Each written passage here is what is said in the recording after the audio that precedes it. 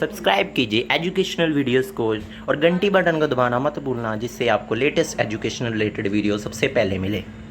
Hello guys, welcome to my channel. I am Pankaj. Today I am telling about laboratory methods and हमारा barium dihydroxide is more prefer as compared to the sodium hydroxide. चलो no time wasting start करते हैं।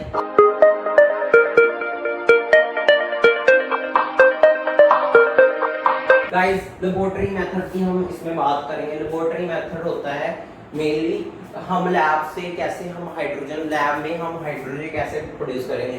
Lab में mainly हम produce कैसे करेंगे in the वॉल्फल bottle. वॉल्फल bottle होती है जिसमें दो ऐसे कैप्स लगे होते हैं, दो कैप्स लगे होते हैं। मेनली वो मेनली यूज होती है जैसे हम किसी गैस को हम हाइड्रोजन गैस को हम वाटर से पास कराते हैं तब वो हाइड्रोजन गैस प्रोड्यूस होती है उसमें। वैसे मेनली उसमें ना ऐसे दो होल्स होते हैं, दो होल्स होते हैं। आपको मैं फोटो स्क्रीन पे शो कर रहा हूँ। ऐसा आप मेरी स्क्रीन पे फोटो देख रहे होंगे कि आपको दो ऐसी फोटो शो हो रही है जिसमें दो होल्स हैं।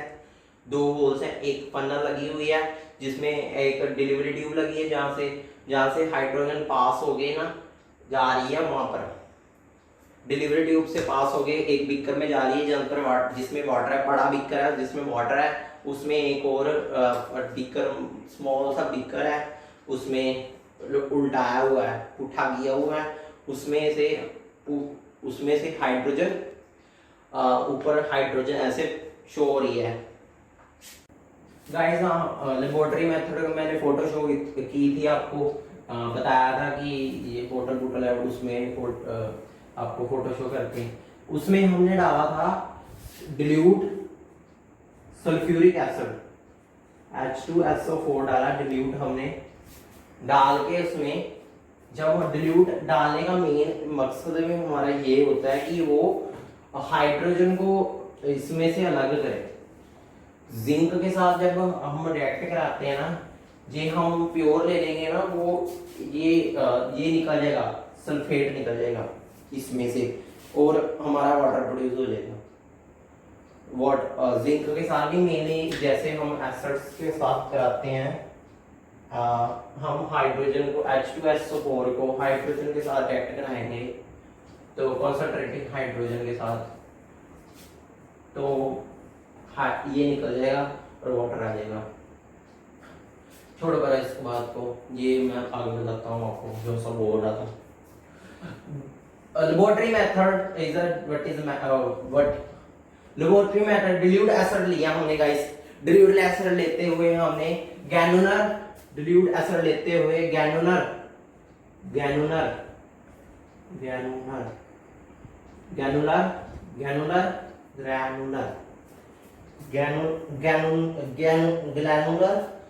जिंक लिया हमने।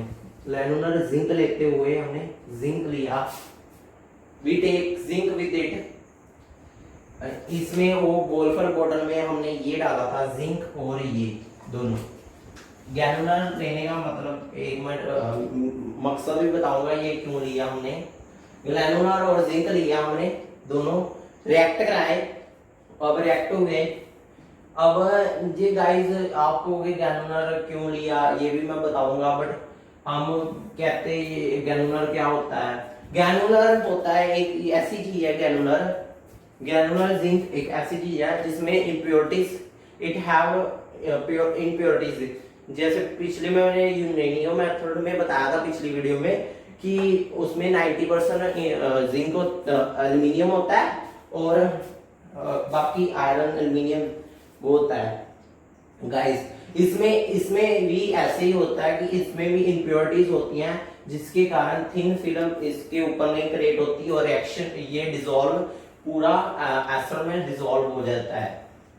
और गाइस जेकर हमने प्योर जिंक ले लिया ना, we take a pure zinc, then हमें प्योर जिंक ले लिया ना हमने, जेकर वी टेक प्योर जिंक ले लिया, we take a pure zinc then chloro platic chloroplatinic acid और CuSO4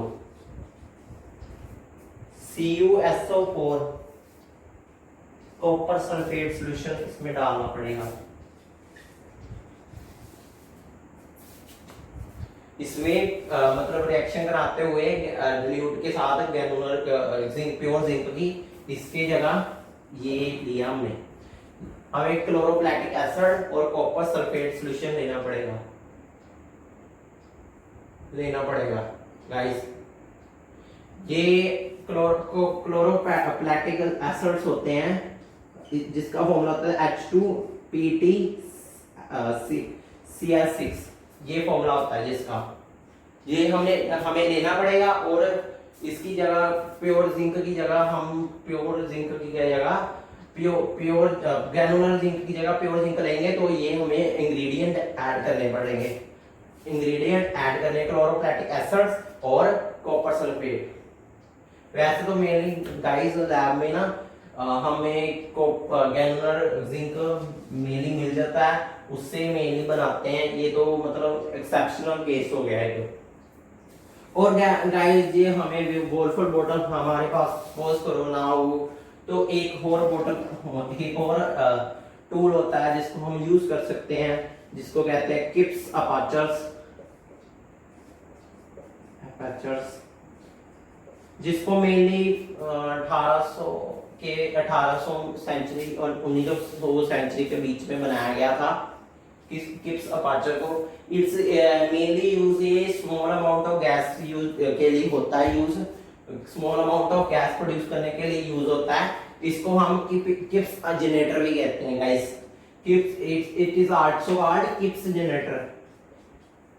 it is also called Kipp's generator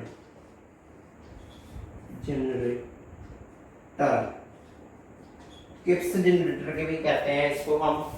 kips aperture भी कहते हैं, किप्स जनरेटर भी कहते हैं इसको। ये इसमें एक पता नहीं इस साइड पे डंडी लगी होती है उससे मेनली प्रोड्यूस होता है ये किप्स अपर्चर भी। हम इसके जगह वोल्फर बॉटल के जगह प्रोड्यूस कर सकते हैं। रिएक्शन वैसे की रहेगी। अब बात आती है कि प्योर हाइड्रोजन हम मेनली क्यों नहीं लेते हैं। Why we don't take pure zinc in it. Iron बोला गया, सॉरी उसके लिए। कैसी लग रही है आपको ये वीडियो कमेंट सेक्शन में जरूर बताना। गाइड लाइक नहीं करना, डिसलाइक तो करो, मैं अपने आप को सुधार तो सकूं। हाँ प्योर जिंक ये गाइस हम लेबोरेटरी मेथड आपको रिमूव कर रहा हूं मैं। Pure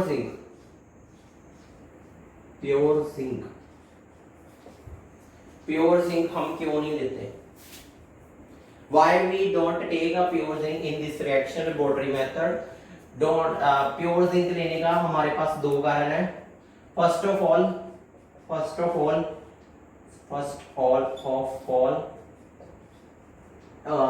the reaction is very slow. Reaction occurs very slow.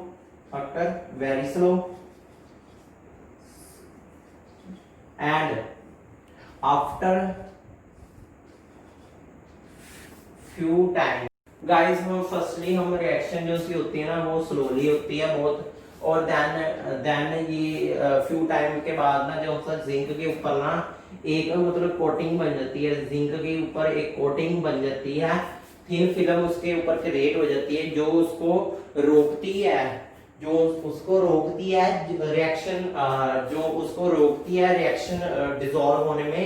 Acid में जो एसिड में डिसॉल्व ही नहीं होगी तो देन वो रिएक्ट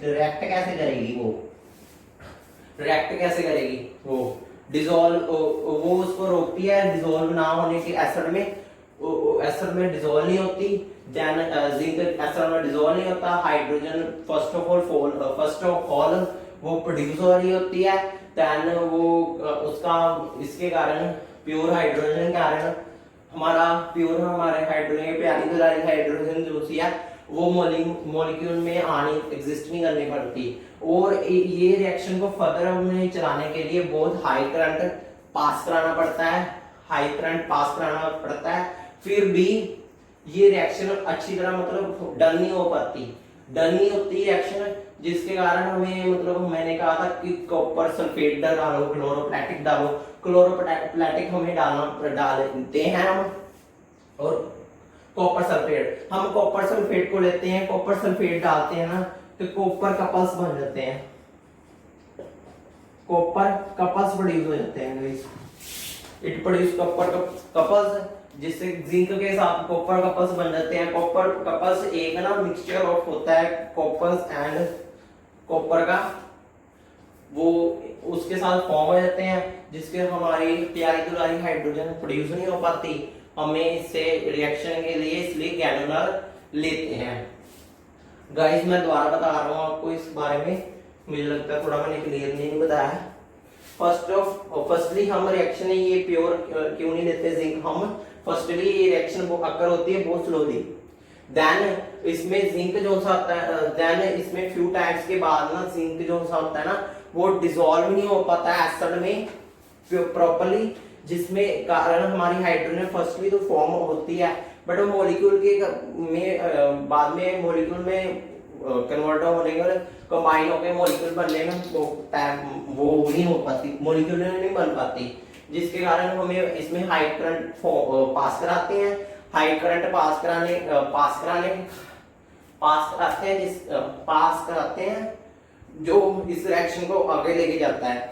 तो और मैंने बाद में पहले बताया था आपको कि प्योर जिंक में हम कॉपर सल्फेट डालते हैं, कॉपर सल्फेट और क्लोरोप्लाटिक एसिड डालते हैं। कॉपर प्लेट डालने के ऊपर कपल्स बन जाते हैं जिंक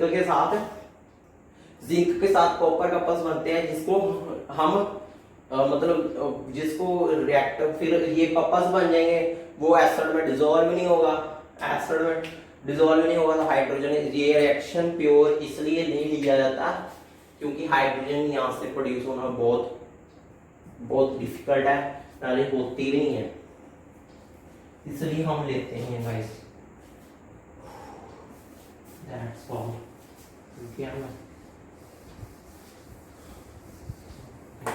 अब हमारा नेक्स्ट मेथड आता है प्रिपरेशन ऑफ हाइड्रोजन फ्रॉम ये मेरा लास्ट मेथड है, preparation of hydrogen from barium dioxide. Preparation of hydrogen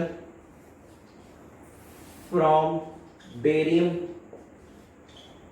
dioxide. ये आपने पूरी वीडियो पहली वाली मेरी देखी होगी, उसमें मैंने बताया होगा कि मैं इसको प्रेफर कर रहा हूँ ज्यादा क्यों sodium hydroxide and potassium hydroxide की जगह से। क्यों इसको प्रेफर मैं क्यों कर रहा हूँ, इसलिए मैं इसका भी जवाब आपको बताऊंगा।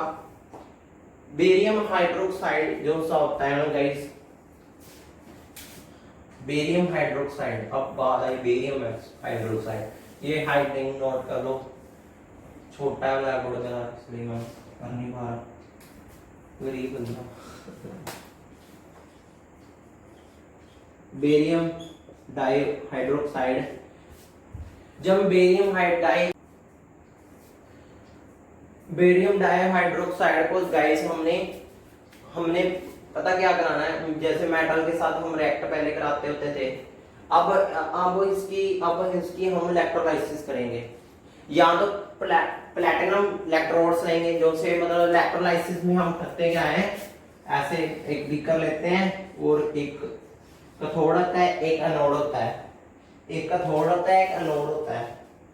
कैथोड इसमें मेनली इसमें प्लैटिनम कैथोड या निकल कैथोड लेंगे हम, इसकी इलेक्ट्रोलाइसिस कराएंगे हम बेरियम की, और जो साफ कैथोड में जैसे हाइड्रोजन हमारी प्रोड्यूस होएगी कैथोड पर प्रोड्यूस होएगी, it is produce at cathode पे प्रोड्यूस होएगी गाइस। एक मिनट मैं इसके बारे में ना लिख ही देता हूँ सारा कुछ, मेरे हिसाब से लिखना ज्यादा बेटर रहेगा, नोट्स आपके बनते हैं from barium dioxide by process of electrolysis of barium dioxide in it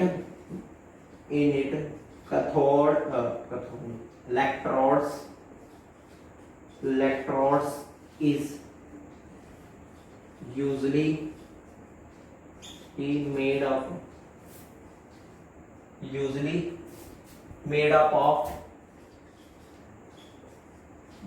of nickel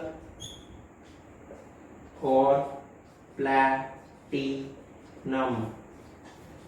usually made up of nickel and platinum. Then at cathode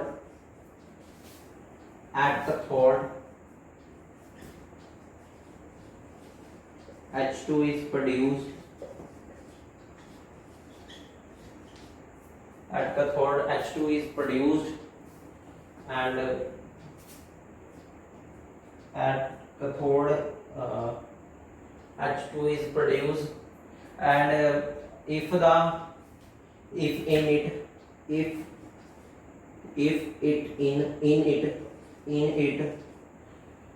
oxygen is present, then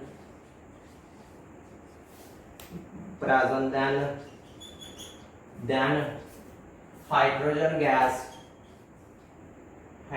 gas is passed through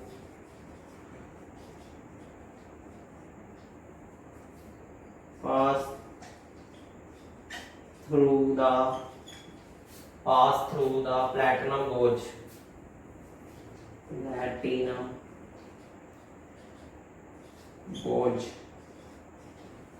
goes तो पता होगा ना, ऐसे तारा का गुच्छा जो होता है, जो ऐसे हीटिंग करते हैं उसके नीचे रखते हैं उसे हम। पहले आप जाकर लैब में कुछ पढ़ता लगता है गाइस, हमें ऐसे करके होता है मेनली, यूजली वो ऐसे होता है। वो मैं थोड़ा गलत बनाया होगा बट ऐसे तरह ही दिखता होता है वो। प्लैटिनम गोज पास कराते हैं। If in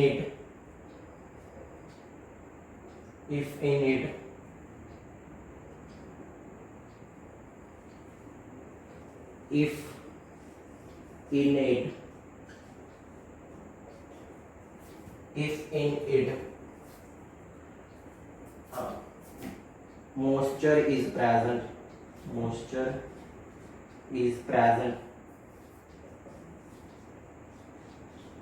if in it, guys ये नोट कर लो। अब मैं इसको मटेरियल लगाऊं, नोट कर लो इसको, स्क्रीनशॉट ले लो इसका। आपने नोट कर ही लिया होगा वैसे मेरे साथ साथ।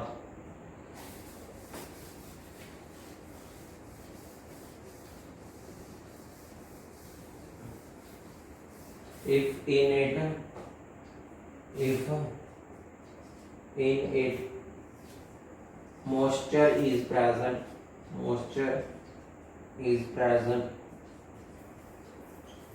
then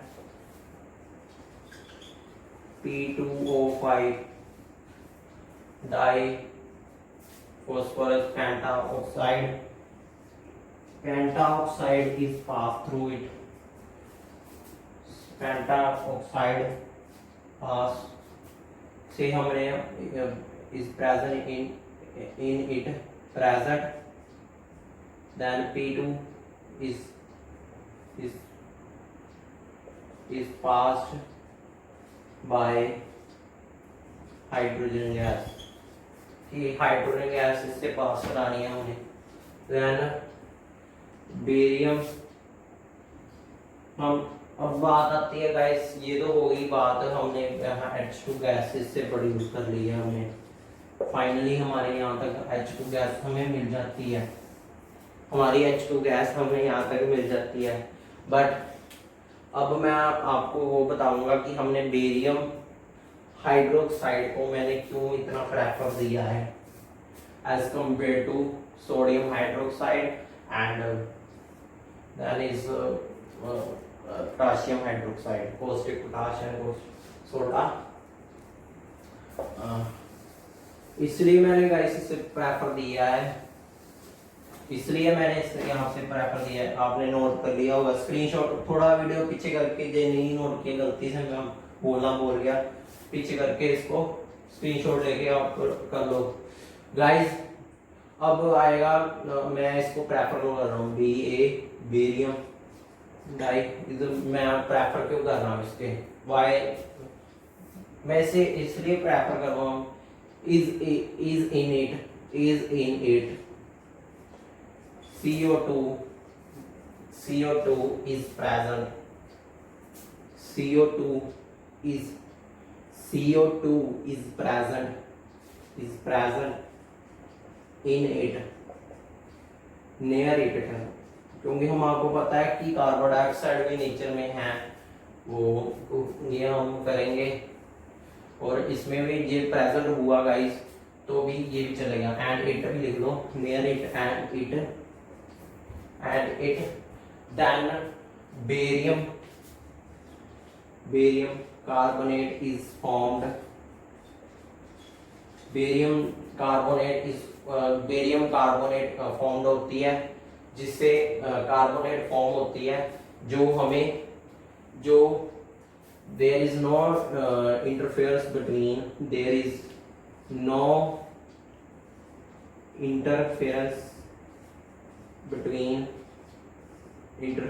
with hydrogen gas,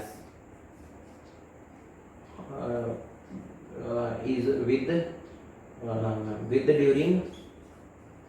during formation of hydrogen gas। Guys मैं इसलिए प्रेफर कर रहा हूँ क्योंकि कार्बन डाइऑक्साइड प्रेजेंट होगी नियर इट, इसके आले दुआले, और इसमें बेरियम हाइड्रोक्साइड, ये कार्बन डाइऑक्साइड बेरियम कार्बोनेट ये फॉर्म कर लेगा, सॉरी मैंने गलत थोड़ा बोल दिया, बेरियम कार्बोनेट ये फॉर्म कर लेगा, और ये कोई भी मतलब इसके साथ बेरियम कार्बोनेट कोई भी मतलब रिएक्ट नहीं करता हाइड्रोजन के साथ, जिसके कारण ये कोई मतलब इंटरफेरेंस नहीं कर रहा उसके साथ, जिसके कारण हाइड्रोजन हमारा बेदखल के प्रोड्यूस हो जाता है हमारे। बल्कि सोडियम में ऐसा नहीं होता, वो उसके साथ कार्बन डाइऑक्साइड करके वो बाइकार्बोनेट बना लेते हैं, वो बाइकार्बोनेट फॉर्म कर लेते हैं गाइस। तो मैंने आपको यहाँ तक मैंने करा दिया प्रिपरेशन क्या होती है, प्रिपरेशन के सारे मैंने टॉपिक्स वाटर के साथ, एसिड्स के साथ, लेबोरेटरी मेथड, यूरेनियम मेथड्स, और अपना फेवरेट बेरियम हाइड्रो, ऐसे तो मेरा फेवरेट सब कुछ ही है, बेरियम डाइऑक्साइड के साथ कैसे प्रोड्यूस कर सकते हैं वो बताया मैंने। अब thank you guys for watching my videos and subscribe me channel then and like it and Vande Mataram. Guys हम इसमें बात करेंगे प्यूरिफिकेशन ऑफ हाइड्रोजन की।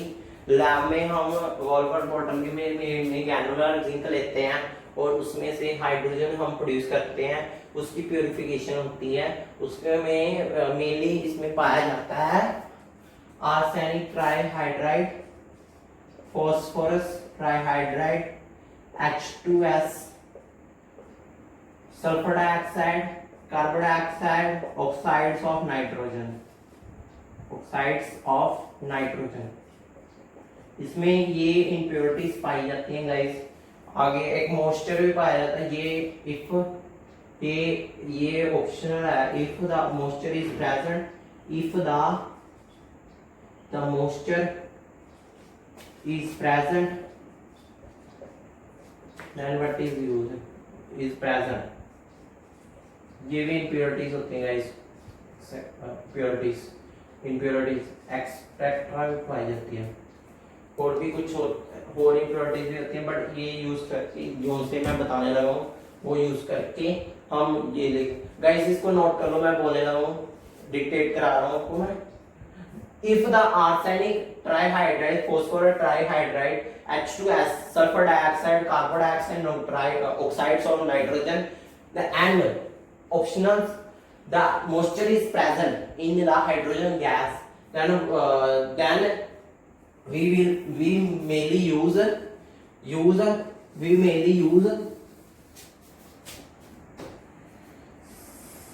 silver nitrate, lead acetate, lead acetate, and last one is potassium hydroxide solution. Potassium hydroxide solutions we mainly use in it.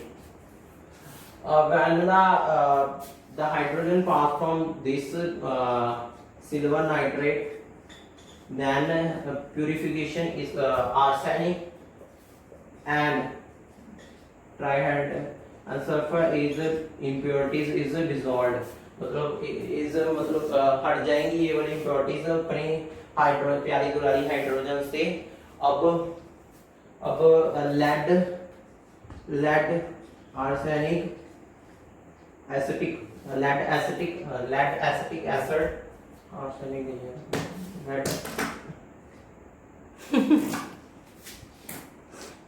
Guys lead acetic acid में acetic acid लेंगे, वो हमारा हटाएगा H2S, हटा देगा hydrogen से, और last हमारा पोटाशियम हाइड्रोक्साइड वो हटाएगा sulphur dioxide, carbon dioxide, oxides of nitrogen. ये हमारे हाइड्रोजन से रिमूव कर देगा. It is used for removing that compounds from the hydrogen, sulfur dioxide, carbon dioxide, oxides of nitrogens. अब कहोगे कि और ये मॉइस्चर प्रेजेंट होगा तो क्या करेंगे हम, क्या उसमें क्या डालेंगे. ये मॉइस्चर प्रेजेंट होगा गाइस, हम पता क्या डालेंगे. अगर if the moisture is present in it, then P2O5 is used. P2O5 is used to purify it, and next one is calcium dichloride is used to remove the moisture from it. Guys लिख लो एक बारी, arsenic trihydride, arsenic trihydride, sulfur trihydride and sulfur dioxide, H2S, oxides of nitrogen, and most is removed from, मैंने पहले जो से element लिखे थे जैसे एक सिल्वर नाइट्रेट लिखा था, और sorry nitride, silver nitride, and lead acetic acid लिखा था, पोटाशियम हाइड्रोक्साइड लिखा था. अब मॉइस्चर के लिए यूज होता है di sulphur pentaoxide, calcium dichloride is used to remove the moisture from the hydrogen if the is in it present. Thank you for